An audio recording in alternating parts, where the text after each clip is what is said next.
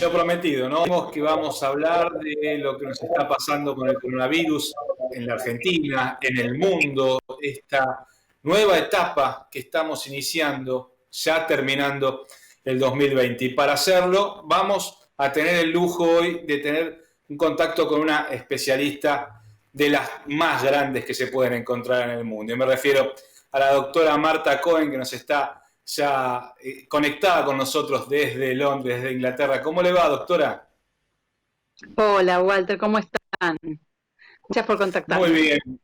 Muchísimas gracias a vos por atendernos, por poder contarnos un poco lo que está pasando. Hay muchas dudas en el mundo, hay mucha intriga respecto de este anuncio del descubrimiento de una nueva cepa en Inglaterra y querías que nos cuentes un poco, que nos aclares un poco de qué se trata esto, a qué nos estamos enfrentando ahora. Bueno, nos estamos enfrentando a un lado más oscuro del virus, porque ha aumentado su contagiosidad en un 70%, es decir, que tiene una facilidad más rápida de ingresar a las células. Además, ha adquirido varias mutaciones que le facilitan no solamente el ingreso a las células, sino también el pasar desapercibido ante componentes del sistema inmune, específicamente de los anticuerpos neutralizantes. Y eso hace que sea más peligroso, ¿no es cierto? Porque incrementa muchísimo la infección, la contagiosidad. Para que te des una idea, en el mes de septiembre empezaron a notar que había un aumento del número de casos en el sur de Londres, en 60 barrios de Londres, en Essex, también estaban en Kent y parte de Hertfordshire. Y ahí fue cuando, como ellos, aquí se manda un 10% de los test positivos, se mandan a estudiar la parte genética y a ver si hay variaciones, mutaciones, ahí encontraron estos cambios, ¿no es cierto?, en el coronavirus. Y vieron que la infección, que en una medición de 2 semanas venía a 100, cada 100.000 habitantes, se había cuadriplicado a 400 cada 100.000 habitantes. Y esto refleja el mayor grado de contagio de este virus.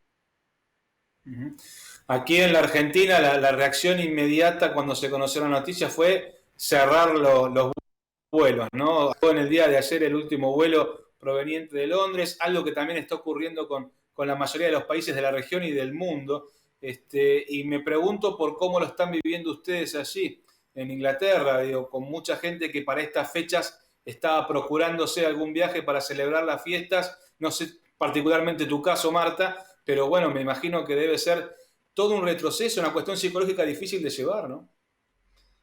Sí, pero además es un momento en que tenemos que ser muy fuertes. Mira, yo tenía con mi familia viaje el 27 de diciembre para Argentina, y antes de que se cancelaran los vuelos, yo ya había movido mis vuelos.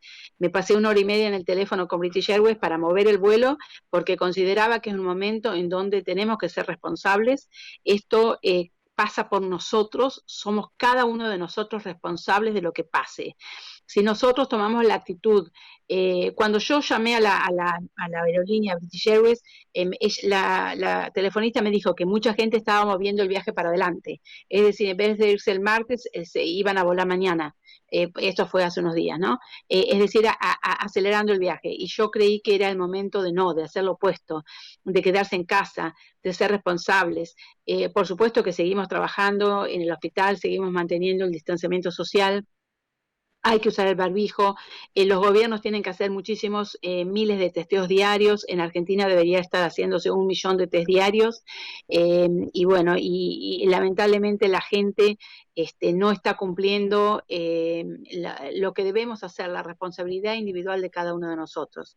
Es lo único que tenemos como para poder manejar esta pandemia en este momento. No tenemos la vacuna lista para todo el mundo. Esperemos que la vacuna sirva para cubrir esta cepa, para defendernos de esta nueva cepa, de esta nueva variante, pero no lo sabemos aún. Pero esta es una nueva cepa. Si nosotros no nos cuidamos, va a haber más, porque el tema es que al aumentar la transmisión, al aumentar los contagios, el virus va mutando. Entonces las mutaciones aumentan a medida que hay más contagio. Entonces la única manera que tenemos es enlentecer la transmisión y eso es la responsabilidad individual y los testeos hasta que llegue la vacuna. Doctora, ¿se pudo identificar cuál fue el origen de esta nueva cepa? Porque sabemos todos dónde nació el coronavirus, ¿no? Desde dónde se expandió hacia el mundo en su primera etapa, pero esta nueva etapa nos sorprende el origen en Inglaterra, ¿no? Bueno, en realidad el coronavirus es un virus zoonótico, una familia de virus que existe desde los años 60. ¿Mm?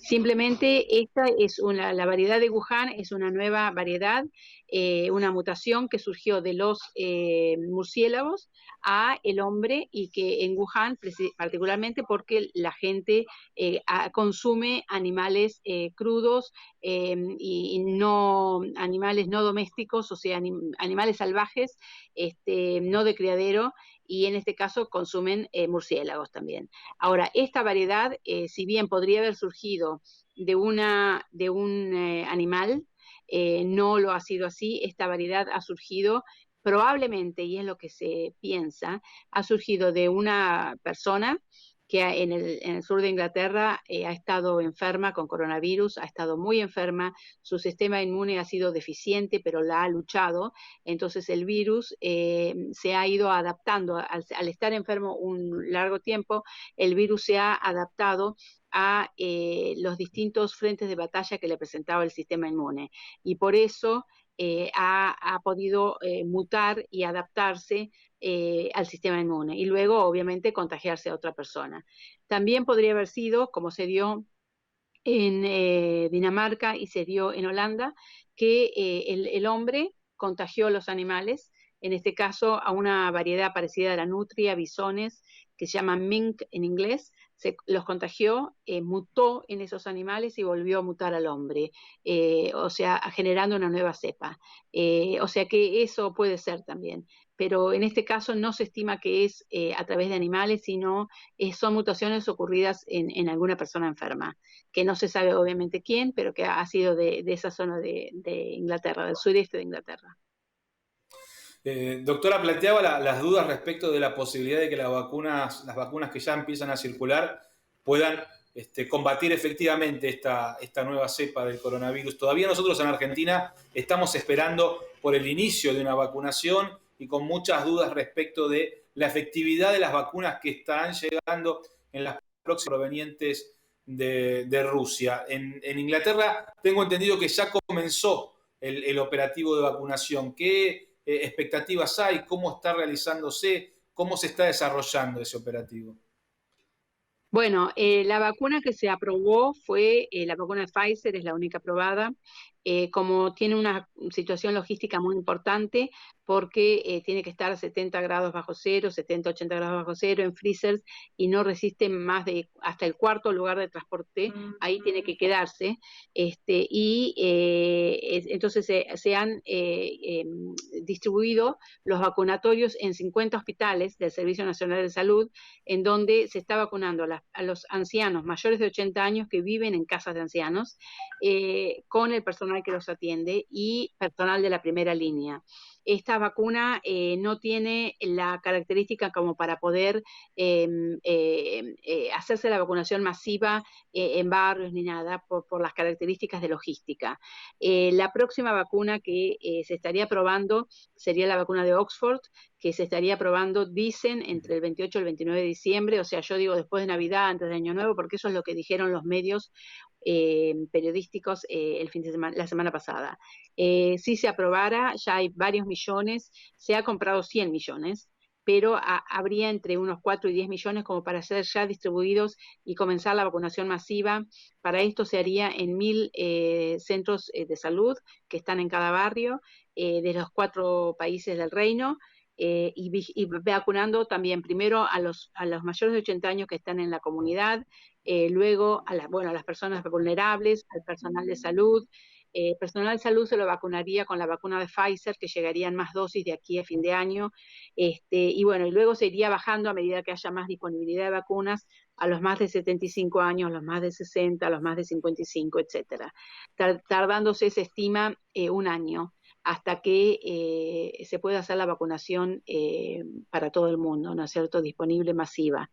Pero bueno, se espera que esta nueva cepa, que la vacuna pueda cubrir con esta nueva cepa. Es algo que aún no está comprobado, pero que estamos deseosos de que así sea, ¿no?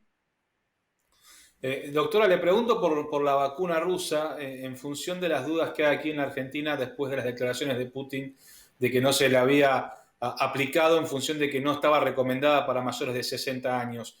¿Hay seguridades, hay algún tipo de respaldo para lo que será la aplicación de esta vacuna, no solamente en Argentina, ¿no?, sino en el mundo, para aquellos hoy mayores de 60 años, que son la población en riesgo, básicamente, que ante esta situación de coronavirus? De la Sputnik, específicamente de la de Sputnik. Yo no he leído nada, es decir, he leído publicaciones en el Lancet de la vacuna de Oxford de la fase 3, que dice que está aprobada y es eficaz en personas de más de 70 años y en personas con enfermedades crónicas de base como diabetes, obesidad, etcétera, etcétera. He leído de la vacuna de Pfizer, que salió publicado en el Sí. New England Journal of Medicine, y que el primer autor es un argentino, el doctor Fernando Pollack, que también es eficaz en grupos de más edad. Lo que sucede con la vacuna de Sputnik 5 es que, si bien yo creo que es un método muy eficaz, va a ser tan eficaz como la vacuna de Oxford, o sea, será a ese nivel de eficacia, probablemente más, a lo mejor un poco menos, alrededor de. Pero lo que pasa es que la vacuna de Sputnik 5, la fase 3 no está terminada. La fase 3 terminaría a fines de febrero, marzo, y cuando comienzan las vacunas en las fases, primero comienzan en la fase 2 con un grupo muy reducido de personas sanas, jóvenes, voluntarios. En el caso de la de Oxford fueron 1.077.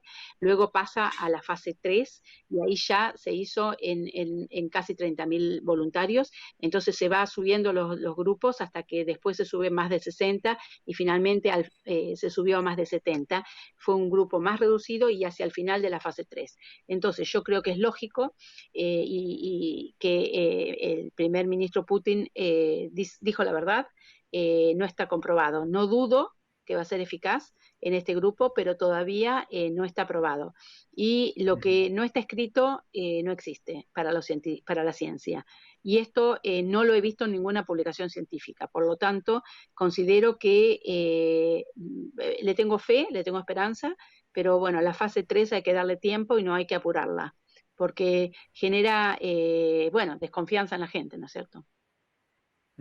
Mencionaba anteriormente la vacuna de Oxford y estábamos hablando recién de la vacuna de Sputnik, y en las últimas horas se anunció un acuerdo de colaboración, ¿no?, entre una vacuna y la otra. ¿En qué puede llegar a ser beneficioso este encuentro de vacunas a la hora de la investigación?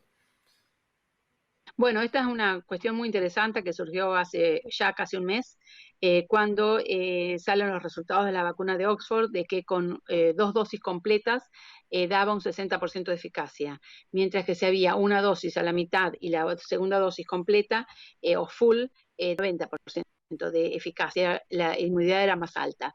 Y bueno, esto surgió por un error, pero al fin y al cabo muchos de los descubrimientos surgen por un error. Lo importante es que se demostró que probablemente al dar una dosis menor inicial, se hacía como se despertaba el sistema inmune, pero al dar una dosis fuerte después, se favorecía una respuesta inmunitaria muy fuerte. ¿Qué pasa con la vacuna de Sputnik? Por eso yo digo que la vacuna de Sputnik y la vacuna de Oxford, si la vacuna de Oxford funciona a un 90% de eficacia, la vacuna de Sputnik yo no espero menos, porque el sistema es el diseño, el método que utilizan es similar. La vacuna de Sputnik utiliza primero un adenovirus, o sea, es una vacuna vectorizada. Yo lo describo que es como que un avión lleva a los pasajeros. El avión es el vector y el pasajero son las proteínas del virus. Entonces, primero le dan un adenovirus 26. Ese adenovirus humano, que produce el resfrío, pero que está atenuado, de un tipo 26, lleva adentro a las proteínas, a los antígenos virales, ¿no es cierto? Atenuados también.